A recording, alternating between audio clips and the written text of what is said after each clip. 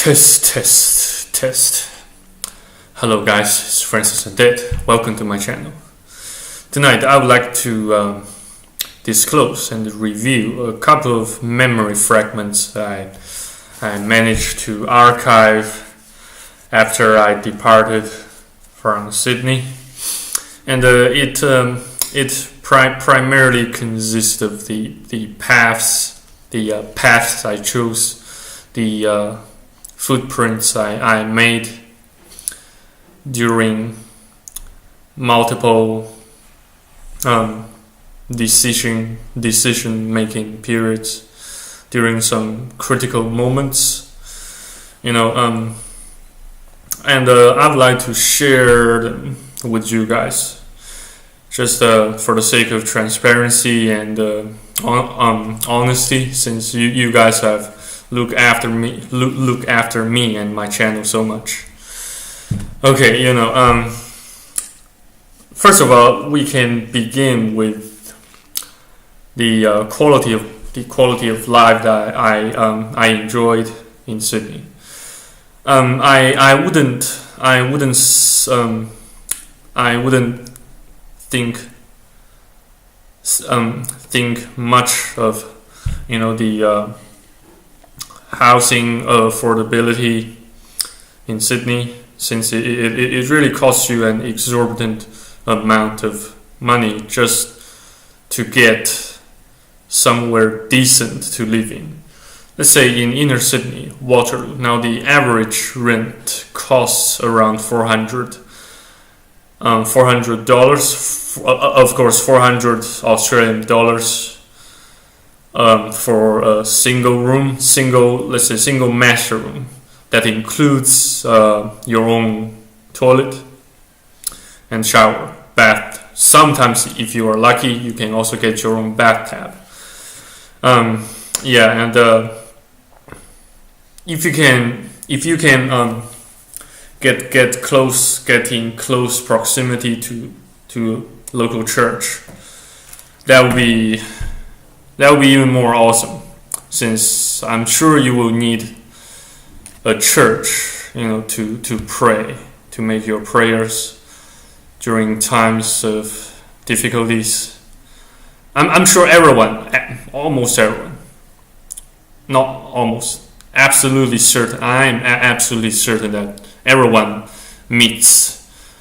encounters times of difficulty, at least at some point during their life. So church is really a necessity in Sydney for those who chooses to live in Sydney. And speaking of food, should you wish to get something decent to eat, it at least costs you $15 per meal to buy takeaway food. That's since I really don't bother to cook for my own, I almost get takeaway food on a daily basis. Most of the time, 2 times per day. I remember the days I went to bed at nearly like 7 in the morning, probably just right as soon as the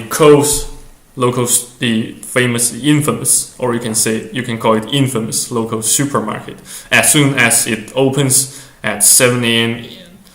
in the morning, I just took. Sometimes I didn't even bother to take a quick shower, just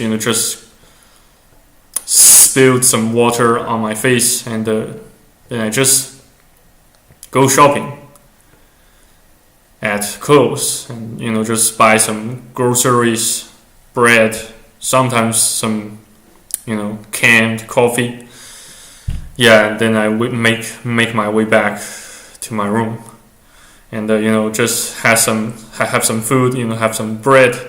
Probably sometimes I tend to buy a fish burger plus some chips and a cup of cappuccino if I choose, to continue my work in the morning. Most of the time I chose to work at home, though I do have my physical office space, though I just rented a shared co-working space, just a few desks to work at. Yes, if you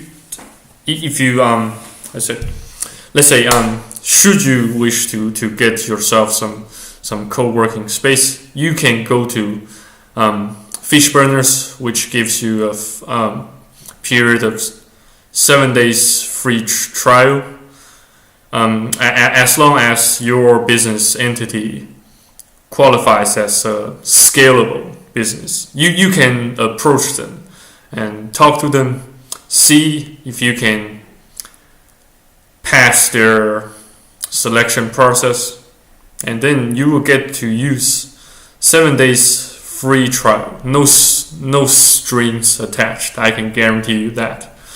Yeah, that's the speaking of work or workspace. You can choose co-working space, or you can just choose to rent the entire office suite. But that would cost more than exorbitant amount of fortune of yours. So I don't actually recommend that. And yeah, after most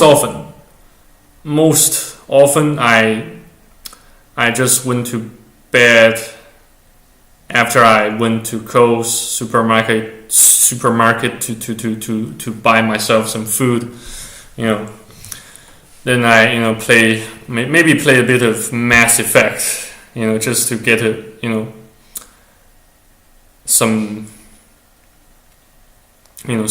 smells, some scent of winter, of hazardous and cold outside environment. That really facilitates my hibernation process. Yeah, and then after that, I just probably woke up at around 3 or 2. Sometimes I woke up at even much later than that, say 7 p.m. or even 8 p.m. So I just went to another takeaway shop to buy some let's say Thai fried rice. That's what I tended to buy the most. Thai fried rice, vegetable fried rice, sometimes fish fried rice. Yeah, that can really re-energize me for my work at night. Of course, still work from home. Yeah, mostly posting ads on Gumtree, selling shit on eBay and Gumtree, and that's it. Yeah, it really sounds pretty lonely, pretty sad. Yeah, and on Saturday, I usually attend the Hillsong church event, worship events. And at around it begins at around 6 p.m. Yes, it begins at 6.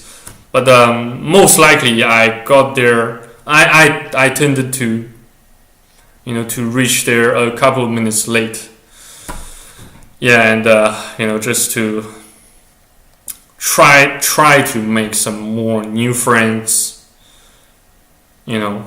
New friends to get the time passed by, or at least kept it really managed to keep myself busy for a little while, until I had no choice but to depart from the country because my visa expired.